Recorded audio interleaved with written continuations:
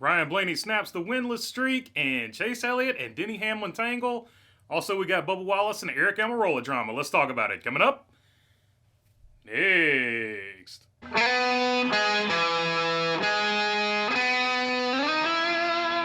What's going on, everybody? Hope you're doing good today. All right, Ryan Blaney breaks his winless streak, dating back all the way to Daytona for points-paying races. Of course, he won the All-Star race last year. I'm one of those people that counts All-Star races, so the streak wasn't as bad to me. But that being said, he breaks the winless streak. He gets that off of his back. It is the second win for Ford, so big for them. Big, of course, for Ryan Blaney because he doesn't have to talk about the winless streak. He was even emotional in victory lane talking about it. You could tell that the winless streak and all the talk about it was weighing on him. And it is also a big win for Penske because they got the Indy 500, and of course, they get the Coke 600, so they sweep the weekend. Of course, they don't have an F1 car, so they couldn't sweep all three races, but, you know, they did as good as any team reasonably could do during this weekend, so big win for Ryan Blaney. Unfortunately, none of that is the main story, or at least it's not what people are talking about, even though they should, because it's a great story. Instead, well, they're talking about this. Yeah, the 11 ran us up in the fence there, and once you tear the right sides off these things, it's kind of over. So just I hate it. I thought our Napa Chevy was getting better.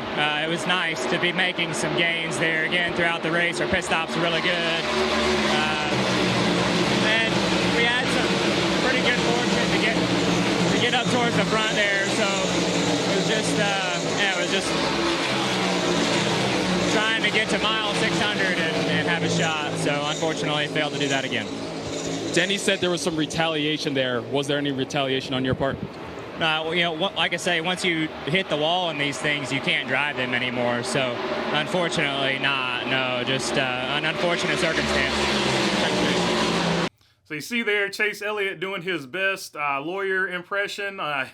He hasn't been to law school, but I guess he knows a little bit, enough that you won't easily suspend his crap. So anyway, that being said, I don't think NASCAR is going to buy it. Bubba Wallace tried the same thing last year when he hooked Kyle Larson, said his steering box broke. NASCAR still suspended him for doing that. I think NASCAR most likely is going to suspend Chase Elliott, but that is the story from here. What does NASCAR do? The other layer of this is Chase Elliott lost his cool, and he needs a lot of points. He is right now, I think, 81 or 82 points out of 16th place, the last place to transfer for the playoffs. He took his eye off the ball for this one, and now he is, if he gets suspended, he puts himself in even a deeper hole. But he put himself in a deep hole either way because he didn't finish this race. If you're going to wreck somebody, don't take yourself out, right? So a lot of things he did there. He lost his temper, and that's just going to hurt him either way. So obviously, just not a good move either way you look at it on Chase Elliott's part. Now let's see what Denny Hamlin had to say about it. Did you think there was any kind of retaliation there, or what was the deal? What led to that? Yeah, it's a tantrum, and he shouldn't be racing next week. Right rear hooks are absolutely unacceptable. I don't care. It's same thing Bubba Wallace did with Kyle Larson. The exact same. He shouldn't be racing. It's a tantrum. Thanks, Denny. So you see, that's what Denny Hamlin had to say about it. And then, of course, he puts out this SMT data that shows that Chase Elliott turned left harder here than he had all race. And that being said, yes, it is obvious that he was taken out. But once again, I like Denny Hamlin, but Denny Hamlin looks like a hypocrite complaining so heavily about this because this is he was driving Chase Elliott the same way he complains about Ross Chastain driving him. So, I mean, action's hypocritical. Once again, speaking of which, you can get this t-shirt right here on the shop. Link is down in the description. This is my shop. It is powered by Accelerated Graphics, who has teamed up with us. So if you want to buy that shirt right there, check it out. Trying to get good at these plugs here, so that one felt sort of natural today. But anyway, I don't think a lot of people have a lot of sympathy for Denny Hamlin because he complains about the way he was racing Chase Elliott, and a lot of people just boo Denny Hamlin, period. So I don't think he is the most sympathetic character. But that being said, the entertainment was on Twitter during this whole deal because people were just melting down. Oh, Chase Elliott should be suspended. And then the Chase Elliott fans were, oh, Chase didn't do anything wrong. It was completely hilarious to me watching people melt down. To me, this is sort of a nothing burger, but because it's Chase Elliott, I guess it was a bigger deal than it was. And the Bubba Wallace fans got involved, obviously, because Bubba Wallace got suspended last year for doing something very similar. So to me, it was hilarious. I was trolling as hard as I could troll when all that was going on. So I was having a good time with it. But we'll see. We'll see. I guess at the end of the day, we'll see if Josh Berry gets another start for Hendrick Motorsports before he moves on to SHR.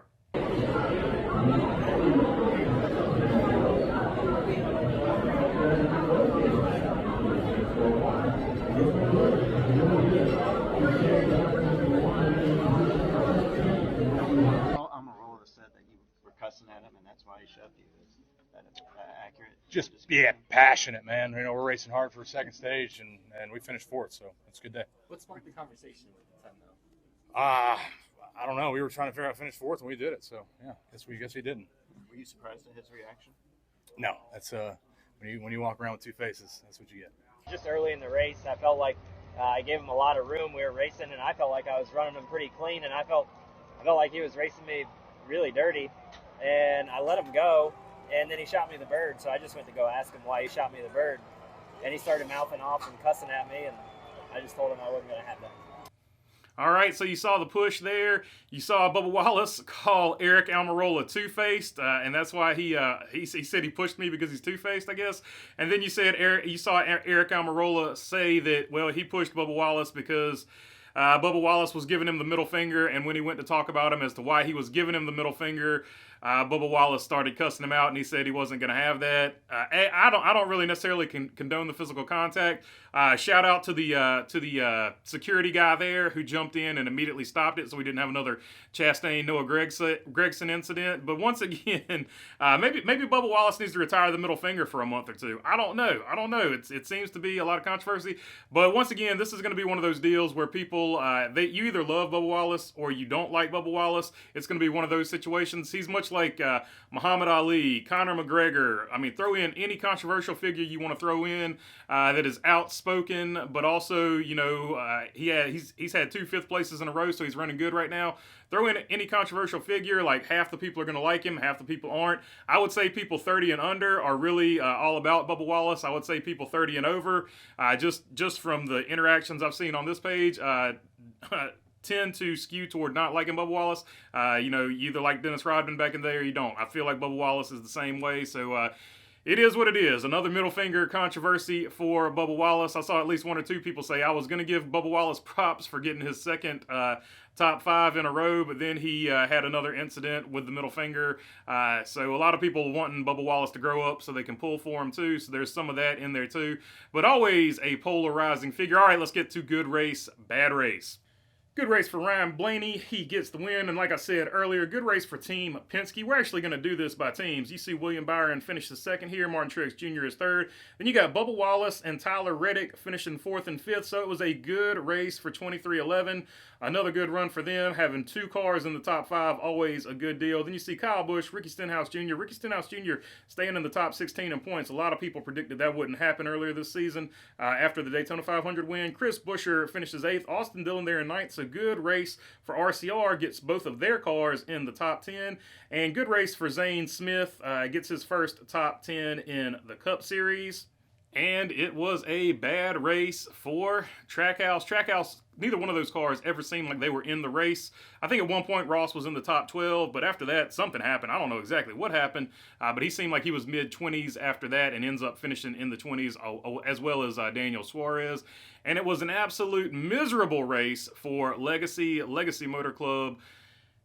What can you say? It's a throwaway year. They're not getting factory support from Chevrolet because Chevrolet knows they're going to Toyota. So this is more or less a lost year. You're going to probably have a few bright spots here and there, but this is definitely not one of them. All 3 cars went out basically on the same lap. 2 of them hit debris, Noah Gragson and Eric Jones, and tore up their radiators. And the other one, Jimmy Johnson, he spun out and took himself out. So just a bad day for all involved. And for Jimmy Johnson, I saw a lot of Jimmy Johnson fans saying that it's hard to watch Jimmy Johnson in this low-grade equipment not being the Jimmy Johnson that they remember. So it is what it is. Bad race for them. All right, that's all I got for you on this one. If you got a comment question, leave it down in the comments section below. If you made it this far, feel free to subscribe. All your subscriptions mean a lot to this channel. And if you're already subscribed, you know I appreciate you all as well. And other than that, thanks for your time. Peace.